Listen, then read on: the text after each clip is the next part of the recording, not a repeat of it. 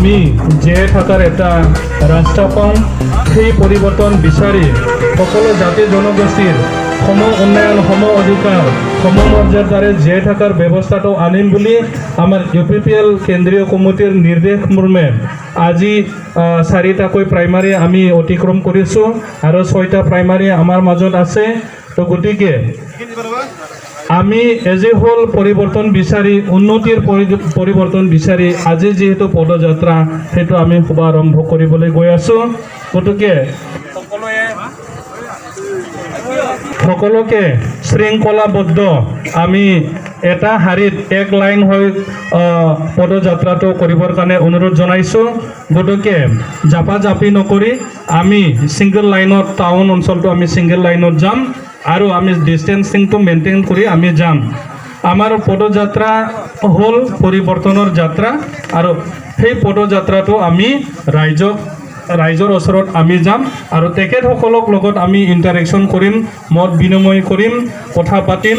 তেখেতসকলৰ গাঁও চুবাত কি সুবিধা আছে সেইটো আমি জানিবলৈ চেষ্টা কৰিম।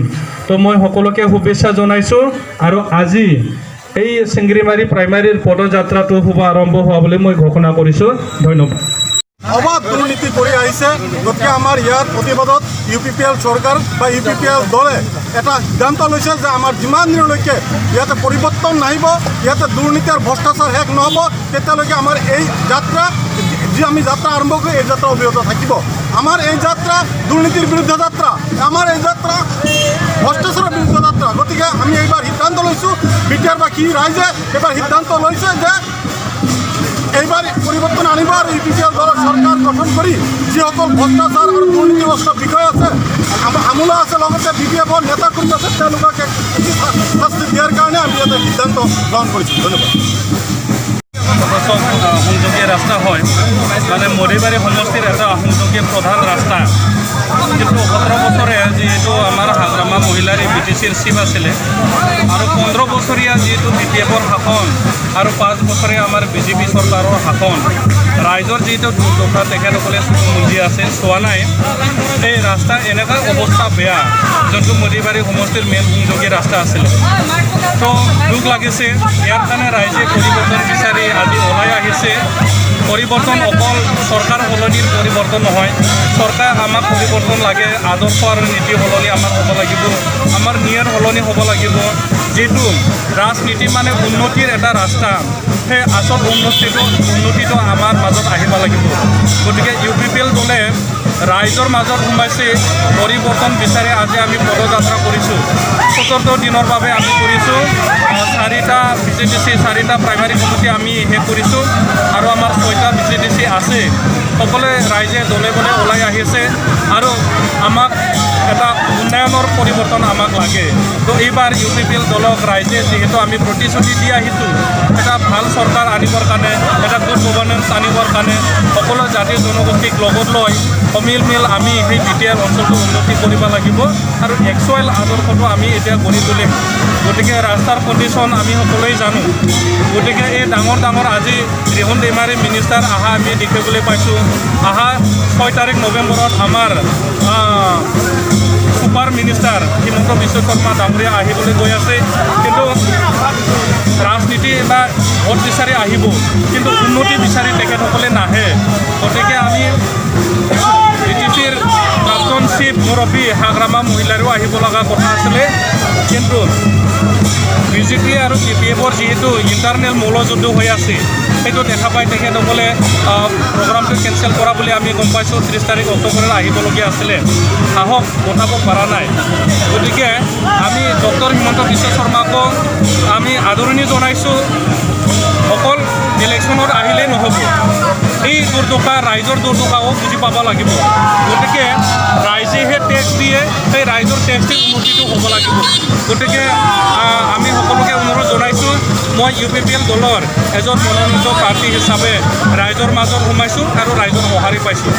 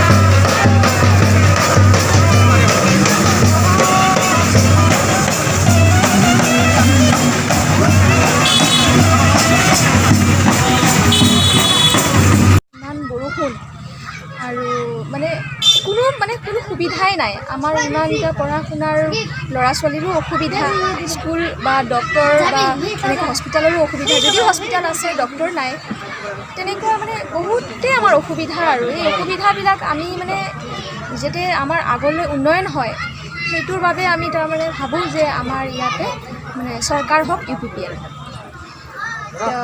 আমি তাৰ কাৰণে গোটেই মহিলাখিনি আৰু UPPLৰ লগতে আছোঁ যিহেতু আজি আমি গোটেই প্ৰচেছন কৰি কেনে ওলাই আহিছোঁ যাতে আমাৰ মানে গোটেই সুবিধাখিনি যাতে আমাক মানে UPPL চৰকাৰে দিয়ে আমি যিটো আশা কৰিছোঁ যিটো আশাৰে আমি আহিছোঁ তেওঁলোকৰ ওচৰলৈ মানে সেই আশা যাতে আমি আশাবাদী হৈ নাথাকোঁ আৰু যেনেকৈ হাগ্ৰামা মহিলাৰীয়ে আমাক যেনেকৈ আশা দি ৰাখিলে চিৰজীৱ আজি 17টা বছৰ ৰাজত্ব কৰাৰ পিছতো আমি কোনো ধৰণৰ সুবিধা নাপালোঁ আৰু আশা কৰোঁ এইখিনিতে মই মানে সামৰণি মাৰোঁ যে আশা কৰোঁ যে মানে UPPL চৰকাৰে আমাক বহুতখিনি মানে সুবিধা দিয়ে ৰাস্তা পদূলি মানে কি বহুতো ভাঙা চিঙাই একো সুবিধাই নাই এতিয়া হাবি ভাঙা ৰাস্তা ভাঙা কামাৰপাৰা ৰাস্তা ভাঙা নাপ্তিপাৰালৈ আপুনি যাক আপোনাৰ একো সুবিধাই নাই আৰু ল'ৰা ছোৱালী আপোনাৰ মানে এনেকুৱা হৈছে আমাৰ ইয়াৰে ল'ৰা ছোৱালী কোনো সুবিধা নাই কোনো কাম কাজ মানে নিবনুৱা হৈ আছে কোনো কাম কাজ নাই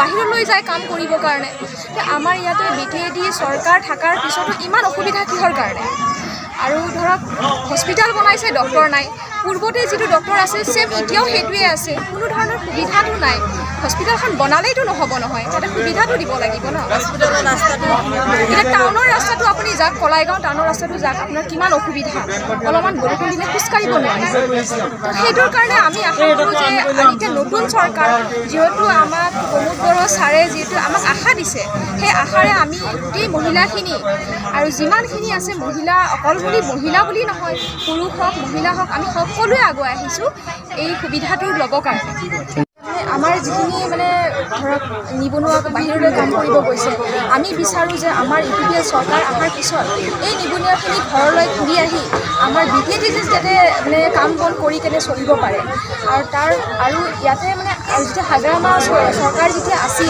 মানে পোৱাই পাইছে নোপোৱাই নাই কিন্তু তেনেকুৱা নহয় যাতে আমাৰ মানে গোটেই সমান মানে তৰলত চাই যাতে আমাক মানে দৰিদ্ৰ হওক বা ওপৰ লেভেলত হওক সম্পূৰ্ণ সমান লেভেলত যাতে আমাক চাই আমি সেইটোহে আশাৰে আমি মানে ভাবোঁ যে UPPL চৰকাৰ গঠন কৰক To News 24 Bodoland, News 24 Bodoland YouTube channel. Please subscribe and click on bell icon.